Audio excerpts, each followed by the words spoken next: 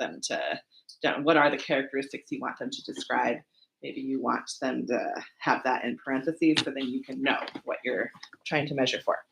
All right. Yes, ma'am. But based on like what we were talking about earlier, like all the classical Christian education stuff, like if we're trying to produce like a Christian, a free individual or like a virtuous person, it's not measurable. But is like, can we create a SWBAT for that? You can, but it's not measurable. Okay. So in all honesty, all of the things that we're striving for the kids are not tangible.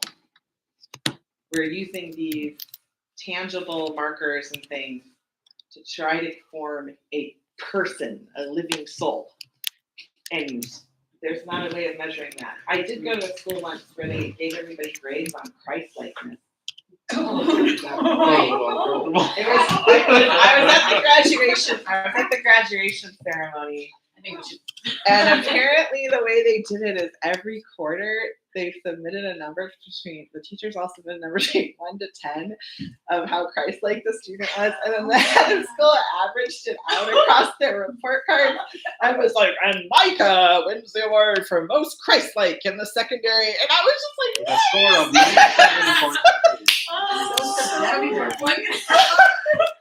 so don't try to attach measurable things. That's brutal. Yeah. So it's a problem. Is that we are trying to do that. Do you not want the kids to enjoy the Renaissance art? It's our goal. Like we don't want them to enjoy it. We do, but we're going to do these other things. Is that you think that's actually going to promote the ultimate goal, which is the understanding, appreciation, and enjoyment of it, right? And then we want that, like all those things that Lewis studied to point them to God in Surprised by Joy, right? Okay, that's what we want to happen, but we can't quantify it. One side note to that concept too is not only can you not necessarily quantify it, the nature of our work is the fruit of your labor might not show up until the student is 20 years out of years. That's really, really important to remember. I was a terrible high school student. I was homeschooled. I started working. And I was like, why do I have to do algebra when I could be making a bunch of money working, right? It was not until after the army company tried to kill me. And then I went back to college. And I was like, oh, this is a privilege to learn. Oh, I get this education thing. But I was like late 20s when I appreciated coaching and all the work my mom did, right? And so that's the nature of our work too. So we have to do the concrete things, but the payoff may or may not. Like it's great when because the growth is of the Lord, right? Yeah. And the growth may be 30-fold, 60-fold, 100-fold, and we're going to praise God for all of that. And it'll be different, and it's all good. All right, so you all have different classes, okay? So just think about your first class that comes to mind, and some of you probably teach like 8 things. Elementary teachers probably teach around 8 or 9 things. Okay, so think of a class and create a SWBAT for it, and try to make sure it's clear and measurable. Go for it. If you already made one, make another one.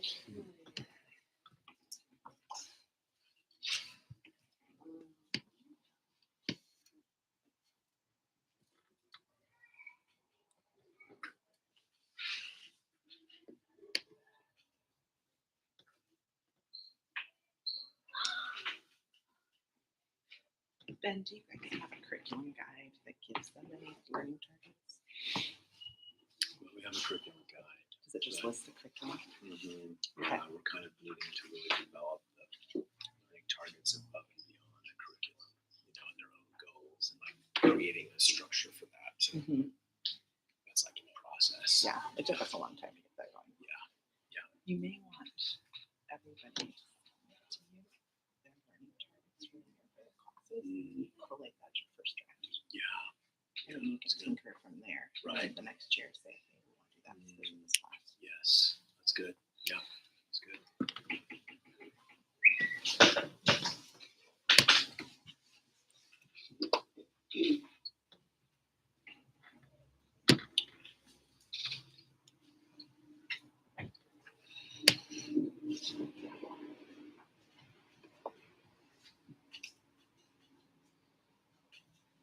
All right. Let's share some things. I need to memorize your ladies' names in the back. So what was your name again? Erica. Erica, can you share us what you got? I wrote that the students can recite the history catechism. Okay. What do you guys think? Clear? Measurable? Okay. If they can recite the history catechism. Very good. Okay. Mirka, what you got? The one I came up with is critique a storybook or poem in 3 sentences using at least 2 spelling words. Oh, that's very specific. I was just thinking of new activities for Yeah. spelling for next year. Okay. But I have to teach them how to do that first. So Okay. they're able to do it on their own. Okay. All right. So that would probably be very narrowed down for that day. This is what we're doing for this one lesson thing. So you've moved, like what we were talking about, Yeah. Switch. It's a very narrow daily SWBAT there.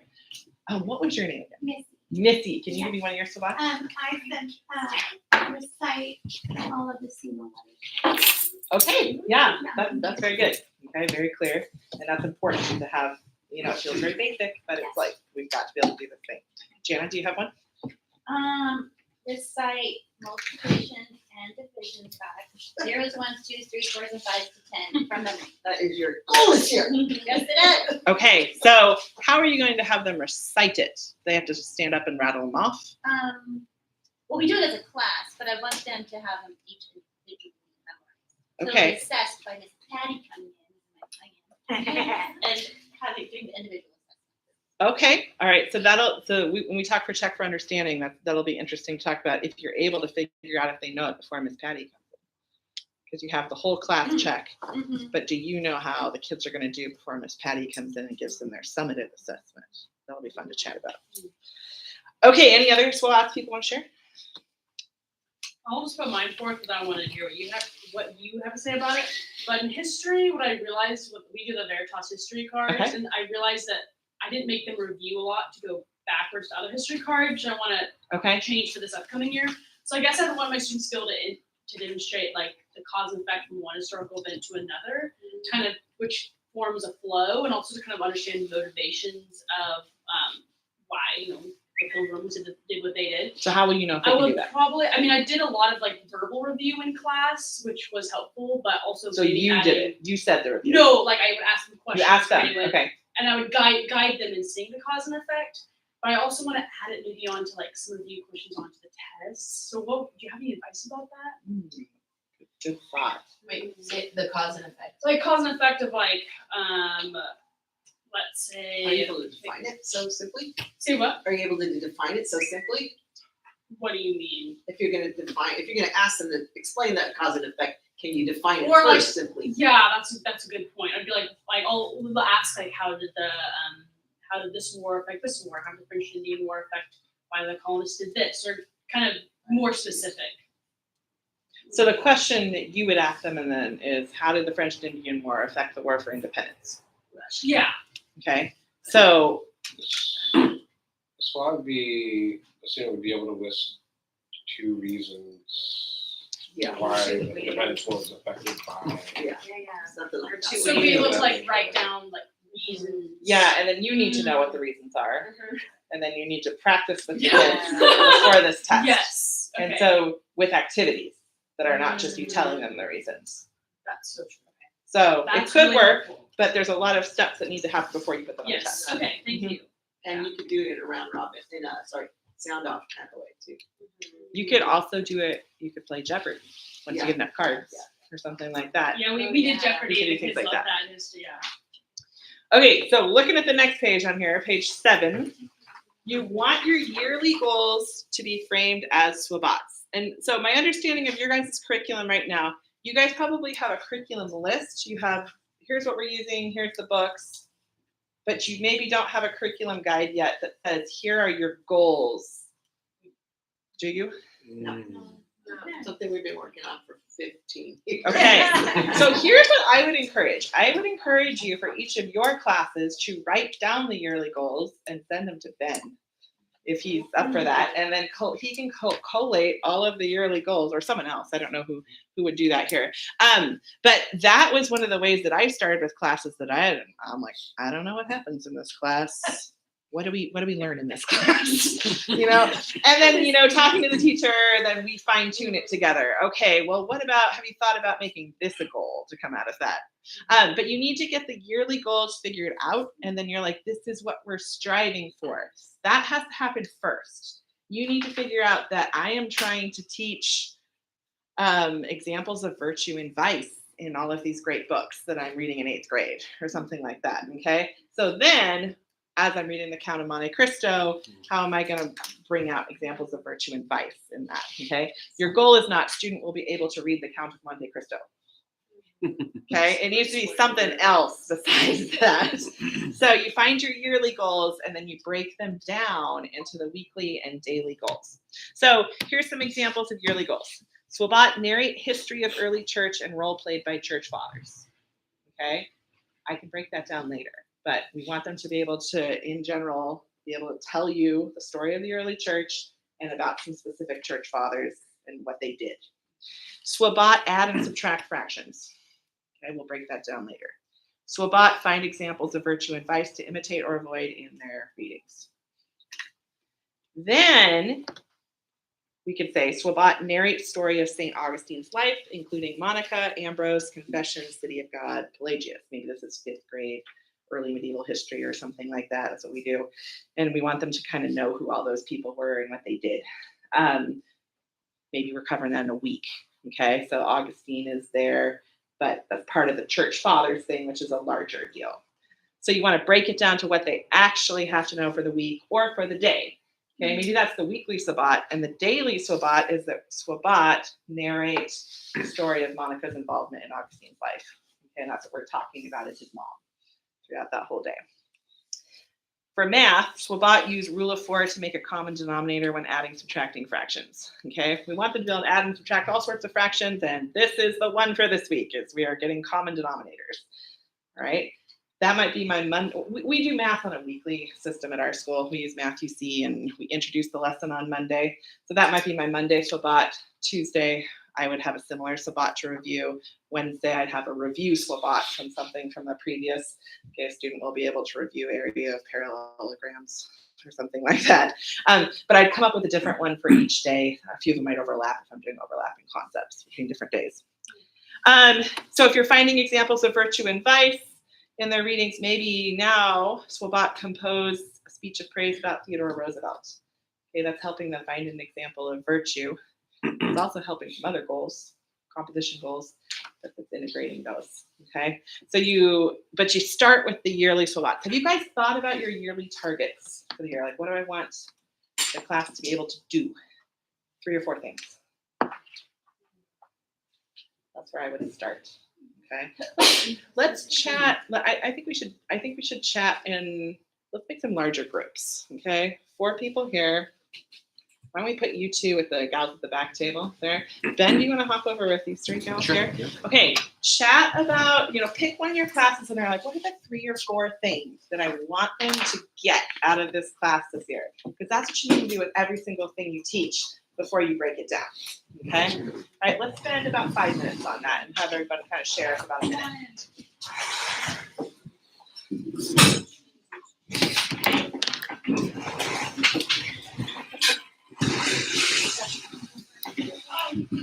Come over there, okay. So like when you talk about think about something very specific that you really that they need to know. You guys probably won't have time to do all your classes. And You probably then about all that. so having that in front of you, then like just create it. We're all. Try to not to be like super utilitarian. Grammar Well, like, yeah, so like for each, Like, like, I imagine would playful your class, for right? measures. yearly Seems SWBAT. to me Like, that they could And then understand you'll go around and say, pick a subject, right? So, yeah, so through for the- algebra, through the All my goals, all my and classes. using your imagination. It's so fun. Yeah. I did this. I'm not sure you're not That is how I encourage you to like get Yeah. Or she, Yeah. well, I'm teaching language, and she's like, my students are so much. I want to think through. And Yeah. Right. Right. Subject oriented yearly goals, like I think So that you have to, I never know what targets. What is that gonna look like for my students? But then on the other hand, there's more character development that I need. My big thing is like how to make these kids that are third graders step up into being mature and more. Yeah, very defined. Yeah, easier, like, think of themselves as they're now more grown up, or starting our upper level of school, you know? Yeah, I think for me, I didn't realize kind of my goals for like a SWBAT for the year until midway through. Like by the end of the year, I reminded them of like, I want you to understand the gospel. Yeah. I want you to understand grace, and I want you to understand why we're here on lesson. I mean, we studied Acts, that was kind of like, but through the eyes of Acts, through like, you know, the disciples who sent them through their spreading of the gospel, we came out with those three things. They may not remember all the stories of Acts, but they remember the advances of the gospel. I mean, and it was such a cool moment. We did a youth Bible study at our church. One of my students, Nava, he asked, all right, guys, what's the definition of sanctification? And Nava was able to spout it out. And I was like, I wasn't expecting that word for word, but like, I picked out some just like key basic theology things I wanted to know. Which was cool about being here. And for third, I had the challenge of trying to get all the Old Testament stuff to have any kind of life application. So like we kept coming back to this knowing that like God's a that you can pray and ask God for help. You know, turn to God. Turn back to God again. So, they're just now figuring out like my Bible curriculum, having the kids know, being very clear, like what they did. Like, I just did how I love not in it all, like, reliving the story. Yeah, it's like they have to do it. So I think that was good for your. I know, that really helps them. Yeah, if you're gonna do something like, act out, you know, all that, whatever, they're gonna go Bible stories. Yeah. Or when the main story is. You know, like, okay, we talked about Jacob, who are they? Were they before your Yeah, I love how you're idea of using our body. Take that heard, now you gotta own it and work it through in your own system.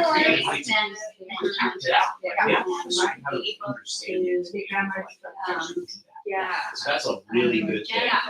To get from passiveness, absorption into an experience. Like for years, I know this go to 2 missions. Yeah. 2 California missions. So I want them in this school. But I would say Experience of the regeneration, understanding that history, and then maybe having whereas a target fictional is something broader. Your target is being able to thrive in Yeah. change in California. The only one fighting is real too. It's like horrible stuff. So I mean, I have to look like writing and maybe find like joy. Like I'm digging into the whole thing to see like, and even maybe point out to them where is how you work, because that's the history I took. Dad, what people hurt all the Indians? Objective The Indians were goals. so nice, and then I'm like, she's like kidnapping is like a main like normal part of our culture. Yeah. And it was like, yeah, so actually I did history a lot. My target is Those are the lessons that they. I want them to, that's one. Accept it. Remember when Target is- Talon was running the Inquisition, and then I had the king being like, You only give me the element. I mean, it never works well in my work because they would always like, I would look over and they would like gather all these props from the question. But I look over and over like a white beard on paper towels and tape, and I'm like, okay, when did this happen? I'm gonna immediately pull all these props out. So we just, yeah. Well, then that's. Let's take 2 more minutes. yeah, exactly. No props. No props. Yeah.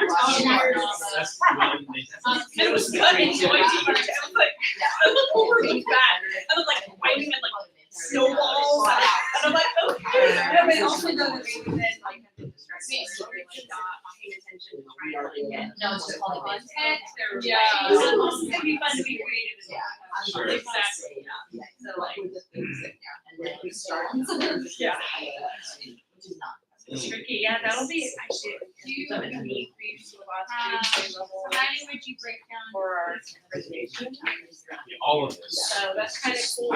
All of this Yeah, is so like basically right in it's a the 2-year program. sawdust, you know, right in They're supposed the to wood shop, very kind of thing. basically break. Yeah. The second year is a project. Yeah, and even also just The first year is broken down. You're basically daily. It's basically like Daily's good, I have a big like. having a question. Red flag on Singapore mission regularly, every single test has And then, problems in and there's it that deadlines we're not. on those students. All of the third graders. Yes. Yes, Yes. so just as teachers, even be Course. responsible to look at our curriculum, Um, and they feel like, oh, you More guys filled are out doing outline. So I and then defined like outline. Yeah, and then it's like rough draft. Number 17 is extra credit. That's kind of what they do. But the outline, rough draft. Yeah. The math part like that. I mean, I guess it's the procedures that went on. And yeah, I think a lot. But a lot, so a lot I of mean, it's. it's the key stuff is going. What through happened, your- yeah, it so the has first to be semester is like incorporated all, Yeah. right and then into like chunks, putting that outline together is. into- I think the weekly unit level, yeah. That's- All right, let's loop back around. So we'll use thumbs again. Thumbs actually don't tell you anything, by the way, of how a person is feeling. So don't use thumbs when you start checking for understanding. It kind of tells your emotional state. How do you guys feel about knowing what your yearly SWBATs for the year will be? I kind of have a vague idea, but I need to like really pinpoint them, or I really am not sure at all what the yearly SWBATs are. There's a lot of work to do. Okay, so we're sort of around here. Let me give you an example of a class that's really easy to do SWBAT on, and that would be spelling. Okay, so spelling, maybe, and I don't personally teach first grade myself, but this is roughly around where first grade is that they're going to figure, spell, and mark phonograms for words 1 through 300. That's what we cover in our word list for that. So that's a yearly SWBAT. Okay, we want that to happen. They're going to be able to recite all of the 70 phonograms when shown the card. And they're going to be we memorize all the spelling rules starting in first grade. Okay, so we're going to recite all the spelling rules. And then this is something we want to be able to spell words from lists and similar words in dictation/composition. So this is spelling in the wild. We don't want kids who brute memorize words for lists and then have no idea how to spell them when they actually are trying to write them. Okay, so this shows us that this is working. So that's pretty easy for yearly SWBATs, and it might be almost identical for second grade and third grade. Okay, and breaking it down is really, really simple too. Okay, now it's like week 26. Students will be able to finger spell and mark phonograms on words 260 to 270, whatever list we're on. That's pretty easy. Student will be able to recite which phonograms. What are we working on this week? Then you put in the list of the phonograms you're working on specifically that week. Maybe we're drilling all of them at that point. I don't know. Okay. Student will be able to recite which spelling rules are you working on that week. Go ahead and put that in. Student will be able to spell. Maybe you're doing the current word list on Thursday. You're dictating sentences that have words from that list in there. Okay. Maybe so you want to be able to do 3 or 4 words from the current word list in your dictation sentences or something like that. So it's pretty easy for a class like spelling to come up with yearly SWBATs. If you are an elementary teacher and you've got like 8 or 9 classes, you should knock spelling out in like 35 minutes. Okay. All right. Planned. Done. But then a class like history is a little bit harder, isn't it? Yes. Okay. So you're like, okay, we want ancient history. I want them to be able to narrate kind of the history of the people of God from creation to Christ, because most, maybe a third of our lessons are about Abraham, Isaac, Jacob, we're following the 12 tribes, we're doing this. But then we have other stuff in there too. So how do I do this? Maybe I want them to be able to name and describe famous people of the ancient world. Maybe I want them to Describe specific artifacts that were from that era. Okay. And who made them and why were they important. Okay. So that could be something you really emphasize, and doing stuff like that really makes it come alive for kids. Here it is in the British Museum, and here's the Black Obelisk of Shalmaneser, and here's, getting them to know 8 or 9 specific artifacts. That really helps. We actually just went to England this summer, and my rising 5th grader had done ancient history. His teacher had been to the British Museum and told him about all the stuff that was going to be in it. And so he was looking for specific things. He wanted to see the Rosetta Stone and he, things like that.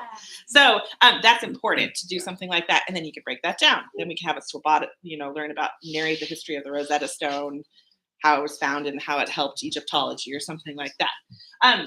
So you got to come up with some overarching things. Maybe you want them to be able to narrate the history of great empires in the ancient world, or the figures associated with great empires in the ancient world. Maybe you want them to be able to place certain stuff on a map. Then when you break those down, that takes more work too. You can't just rewrite the SWBAT like you did for spelling. Okay, you can't just say, okay, we're doing OI and OY today. Okay, you're like, oh, okay, so now we're on Hammurabi. So what do I want them to come away with from Hammurabi? Student will be able to, what about it? Maybe you have to narrate 3 facts about Hammurabi in 4th grade, and then they have to compare. He wrote the law code that everybody compares with the Exodus law code, right? So maybe we want them to show how compare a law from Hammurabi's law code with a law from Exodus or something like that. Maybe that's what we want to happen, but that wasn't necessarily completely intelligible from our yearly SWBAT, but it is supporting some of the things about, the history of the people of God. How are people different in the Exodus than they are in the Babylonian culture? So you got to use a lot of creativity when you're doing stuff like the history SWBATs, the science SWBATs, the Bible SWBATs. Are there any others I'm forgetting? I feel like math is kind of a piece of cake because your curriculum dictates a lot about the order that you're going and how you're going to do it. I think spelling's a piece of cake. I tend to think we do geography separate from history. Do you guys do it separate? We do not. Okay, so you do it in with there. We do you learn United States, and this year you learn South America, and this year you learn Africa, and this year. So that's really easy because they just do 2 countries a week until they're done. So that's easy for us. Memory work. Do you guys do that as a class in elementary, or is it mixed in with other stuff? It's per class. Okay. Each class has it. Each grade has their own memory work. So the SWBAT is student will be able to recite memory work pieces, right? With eloquence and expression.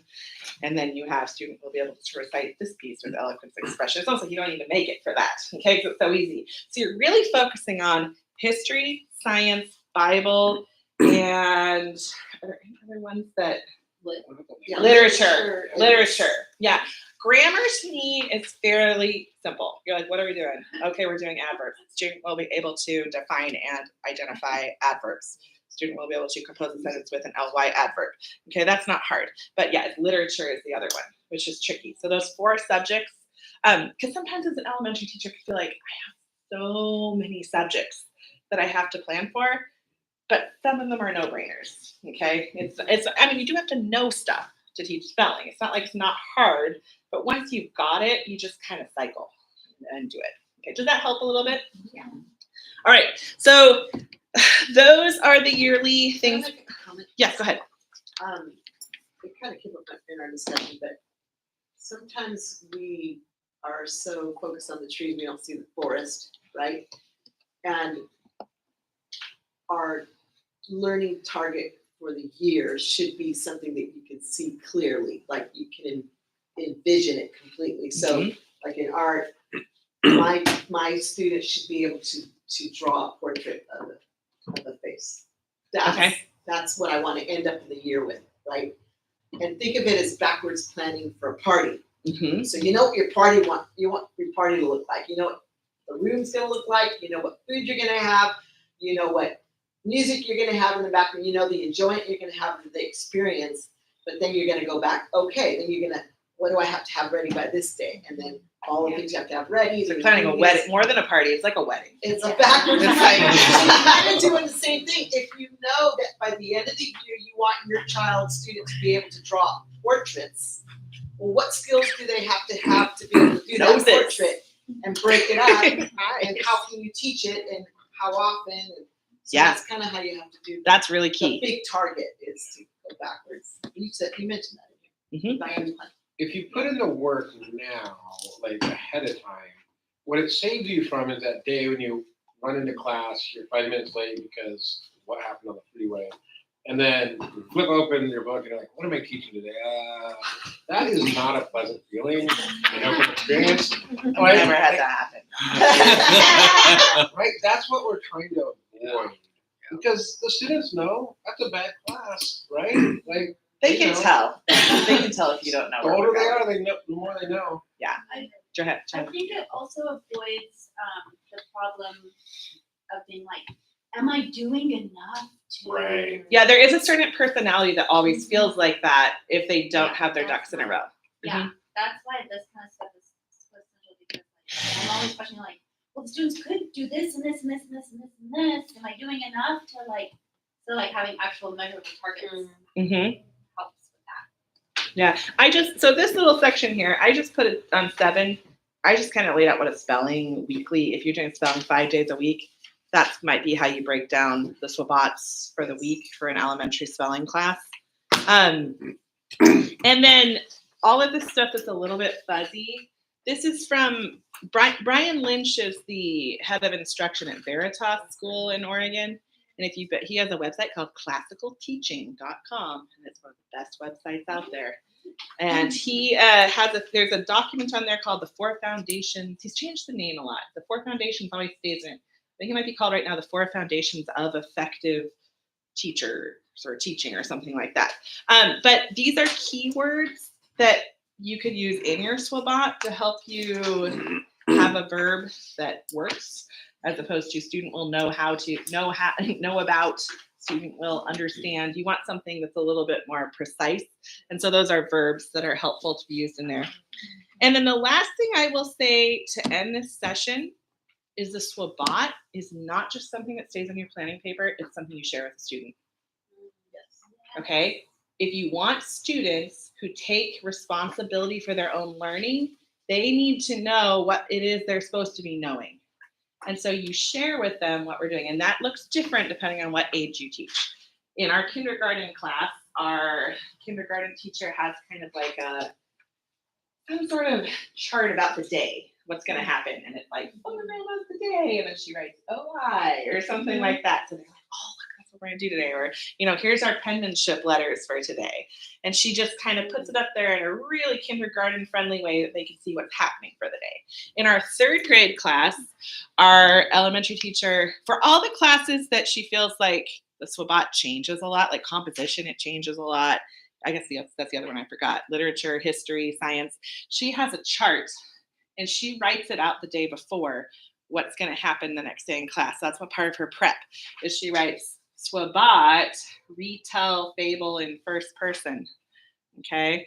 Yeah, so their composition with fables. And so the kids, when she has some kids who come in the morning, are like, what are we doing today?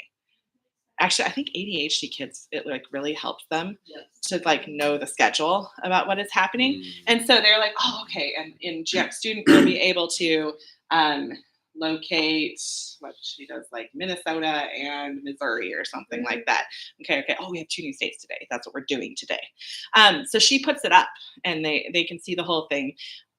With the secondary teachers, we sometimes are moving classrooms. I don't know how you guys do it if you have a set room you stay in all day. I move rooms.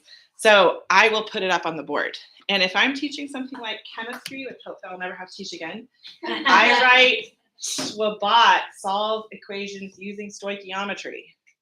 And I remember this 11th grader who was like, okay, we're doing stoichiometry today. All right. And then he was like gearing up. He's like, this is what I need to be able to do by the end of the class is solve equations using stoichiometry. But, and if we finish the class period and you can't do it, either I did something wrong or you did something wrong. Okay. You weren't paying attention or I didn't teach what I said I was going to teach. Okay. And I do it a little different in literature. I'm not like, student will be able to compare Greek view of justice with Christian view of justice and blah, blah. I might start at the class and write, what is justice across the board? I'm not going to give a spoiler that, like, let's talk about this some. Okay. So, but they know where are we going with this class? By the end of this class, we should be able to define justice. And we're going to pull in the Greek play we're reading and we're going to do some biblical stuff with it. So you want to post the target and say the target. If they can't read it all, you have to figure out something creative, but kindergarten even can do some things to let them know what's coming up for the day. All right, questions on posting learning targets? Anything about learning targets? All right, well, we're gonna take a 10-minute break, and when we come back, I'm gonna show you the most valuable thing I stole from Logos. Okay, 10 minutes. See you at 11:19.